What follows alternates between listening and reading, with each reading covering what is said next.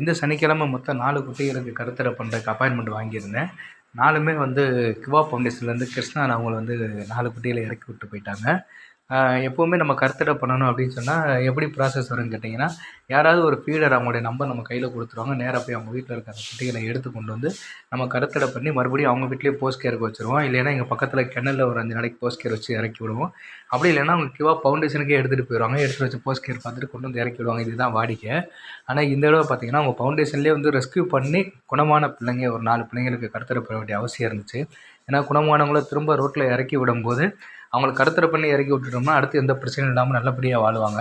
அதோட இன்னும் சில பேர் வந்து கொஞ்ச நாளைக்கு ட்ரீட்மெண்ட் கண்டினியூ பண்ண வேண்டியிருக்கு. ஊட்டச்சத்துலாம் கொடுத்து உடம்ப தேற்ற வேண்டியிருக்கு. அவங்களுக்கும் கருத்தடை பண்ண வேண்டியிருக்கு. ஏன்னா அவங்க அங்கே ஃபவுண்டேஷனில் ஷெல்டரில் வந்து அவங்க ஹீட்டுக்கு வந்துட்டாங்க அப்படின்னா மற்ற ஆண் நாய்கள்லாம் அங்கே இருக்கும். இவங்களோட வந்து நிறைய பிரச்சனைலாம் வரும். அதனால் இவங்களையும் கருத்தடை பண்ண வேண்டியிருக்கு அப்படின்னு சொல்லிட்டு அந்த 4 கொண்டு வந்து கொடுத்துருந்தாங்க. 4மே வந்து நல்லபடியாக எடுத்து கொண்டு போய் கருத்தடை பண்ணி அவங்க எடுத்துகிட்டு போயிட்டாங்க.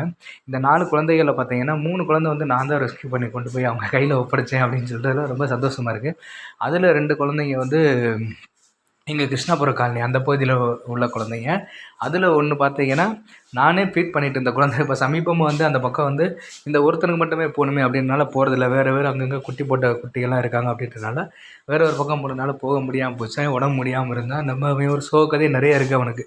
அவனை எடுத்து பண்ணியாச்சு. அதோட நாம் கருத்தடை போகும்போது 2 பேர் அங்கே வந்திருந்தாங்க. ஒன்று ஜனனின்னு சொல்லி துரைசாமி நகர்லேருந்து வந்திருந்தாங்க. 2வது வந்து இவர் முத்துக்குமார் சார் வந்து ராம்நாட்லேருந்து எடுத்து வந்து பண்ணாங்க.